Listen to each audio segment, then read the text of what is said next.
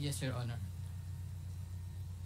In other words, Mr. Farda, lumipat kayo ng Maynila to serve under the office of the Vice President and in DepEd. Tama rin po ba?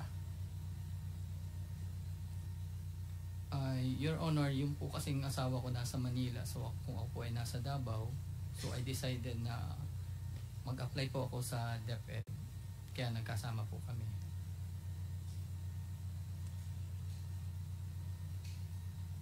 Noong si Vice President Sara ay nakabase po sa Davao as the City Vice Mayor, hindi po kayo part ng kanyang staff. Tama rin po ba? Tama po, Your Honor. In short, bago kayo naging SDO or Special Disbursing Officer ng DepEd, wala po kayong involvement kay Vice President Sara. Yes, Your Honor.